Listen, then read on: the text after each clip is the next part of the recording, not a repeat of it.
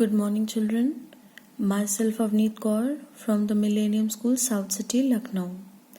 Now we had already discussed the basics about the methods of inquiry in psychology.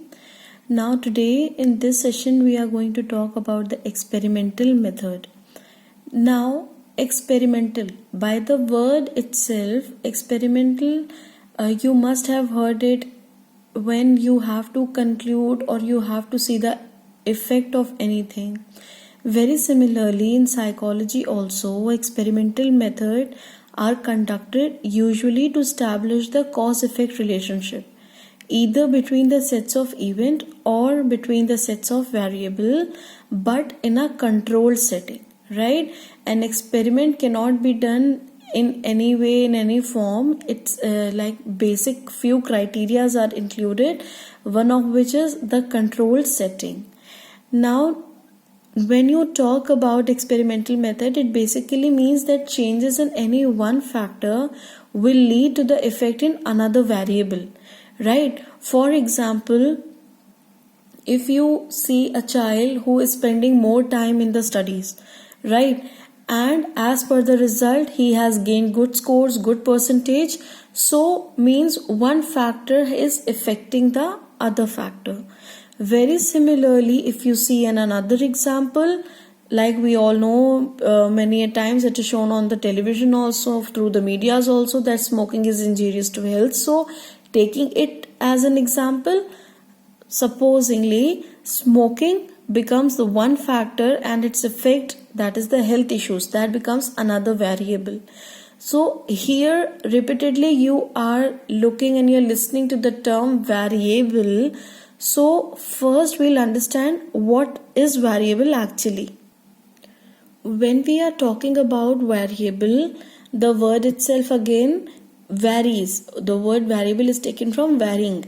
So vary means that any stimulus or event which varies or is taken on different values or changes, right? Anything that varies, this is variable. Now for an example, if you are sitting in a room, that is not a variable because various other factors are also there. But for an example, you can take intelligence, you can take somebody's height, you can take somebody's the caste they are coming from, the race they are coming from, right? So like intelligence, it has different levels. It could be a person can have high, moderate or low intelligence. Very similarly, a person's height could vary. So when you see that things, there is variation present in any of the event or the stimulus, only then you can label them as variable. Now basically you have three types of variable: independent, dependent and extraneous. When you are talking about an independent variable, it is basically the variable which is being altered or manipulated. Look children, while in experiments you are studying cause and effect relationship. So when you are studying about cause and effect, means there are two variables present, independent and dependent, that you are or the observer or the experimenter is studying. So independent is basically the variable that are being altered or manipulated, and effect in this change is observed by the experimenter or researcher. Next is the dependent variable. When you are talking about dependent variable, it is on which the effect of independent variable is observed, right? Meaning that suppose you have two variables, as I said, smoking and health. So independent variable is smoking, right? A person can take high intensity of it, low intensity, it may vary. So its effect will be seen on the dependent variable, that is the health of the individual. Now children, it is expected that change in the independent variable will rise from the changes in the IV, that is independent variable. Now IV, DV, these are the terms that you should be aware of, right? The full form. So meaning that if there will be any change in the independent variable, it is expected that dependent variable will be affected. This is the reason why we called it dependent. On this basis only there are various studies and researches done. For example, a particular experiment is mentioned, a room which was full with the smoke, right? So what kind of reaction was found there? This way you can understand that different variations that you study, right? For example, another example you can take, again, like smoking and health issue, right? Very similarly you can take the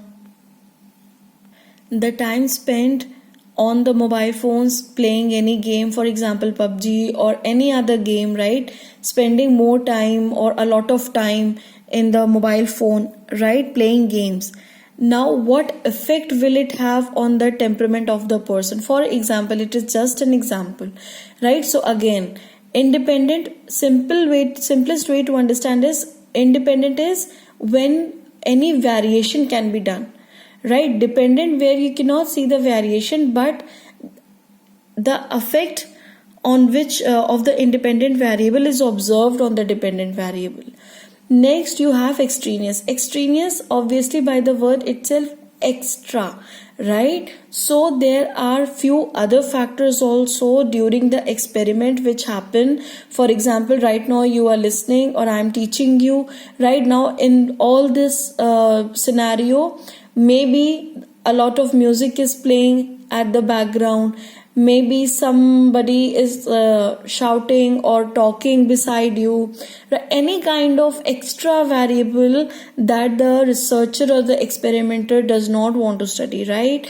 And thus this is the reason extraneous variables are to be controlled, so that the researcher can basically focus the cause and effect relationship.